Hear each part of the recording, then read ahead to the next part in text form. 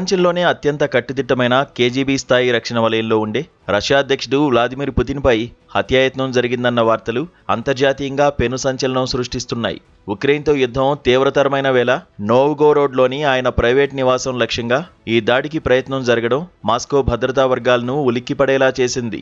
Russia federal protective service ఈ విషయాన్ని అత్యంత రహస్యంగా ఉంచినప్పటికీ ఇటీవలి కాలంలో పుతిన్ బహిరంగ పర్యటనలు తగ్గించి భూగర్భ బంకర్లకే పరిమితం కావడం ఈ ముప్పు తీవ్రతను స్పష్టం చేస్తోంది.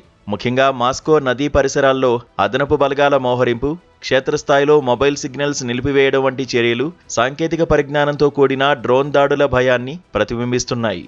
ఇంతటి కట్టుదిట్టమైన నిఘా నీడలో ఉన్న నేతను లక్ష్యంగా చేసుకోవడం అంటే అది కేవలం బయటి శక్తుల పని మాత్రమే కాదని, వ్యవస్థలోని అంతర్గత శత్రువుల హస్తం కూడా ఉండవచ్చని విశ్లేషకులు భావిస్తున్నారు. పుతిన్ వంటి శక్తివంతమైన ప్రపంచ నేతను అంతమొందించే సాహసం చేయడం వెనుక ఉన్న ధైర్యం లేదా ఆశయం వెనుక రష్యా రాజకీయ గమనాన్ని మార్చాలనే బలమైన ఆకాంక్ష కనిపిస్తోంది. యుద్ధం కారణంగా పెరుగుతున్న అంతర్గత వ్యతిరేకత, అంతర్జాతీయ ఆంక్షలు క్రెమ్లిన్ ఉన్నత వర్గాల్లో చీలికలు తెచ్చి ఉంటాయని, ఆ అసహనమే ఈ హత్యాయత్నానికి పురిగొల్పి ఉండవచ్చని విశ్లేషణలు వెలువడుతున్నాయి. అయితే ఒకవేళ పుతిన్ వంటి అగ్రనేతకు ఏదైనా ప్రాణహాని జరిగితే అది కేవలం రష్యాకే పరిమితం కాకుండా ప్రపంచవ్యాప్త అస్థిరతకు దారితీస్తోంది. అణ్వాయుధ సంపత్తి కలిగిన రష్యాలో ఒక్కసారిగా నాయకత్వ శూన్యత ఏర్పడితే ఆ దేశం అంతర్యుద్ధంలోకి కూరుకుపోయే ప్రమాదం ఉంది. ఇది గ్లోబల్ సప్లై చైన్, ఇంధన మార్కెట్లు, అంతర్జాతీయ భద్రతను అతలాకుతలం చేస్తూ ఊహించని రీతిలో విధ్వంసానికి దారితీసే అవకాశం ఉంది. ఈ పరిణామాల నేపథ్యంలో రష్యా రక్షణ దళాలు ఇప్పుడు ప్రతి అడుగును ఆచితూచి వేస్తున్నాయి. పుతిన్ పర్యటించే ప్రాంతాల్లో ఇంటర్నెట్ వినియోగాన్ని నిషేధించడం, సందర్శకులను 2 అంచెల కఠిన తనిఖీలకు గురిచేయడం ద్వారా శత్రువుల ప్రవేశాన్ని అడ్డుకోవాలని చూస్తున్నారు.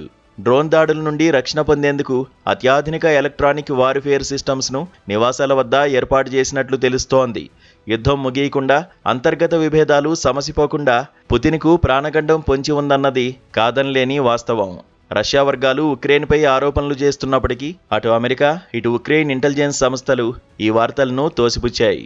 పుతిన్ను నేరుగా లక్ష్యంగా చేసుకోవడం వల్ల కలిగే అంతర్జాతీయ పరిణామాల దృష్ట్యా ఇలాంటి కుట్రలకు తాము పాల్పడలేదని వారు వాదిస్తున్నారు.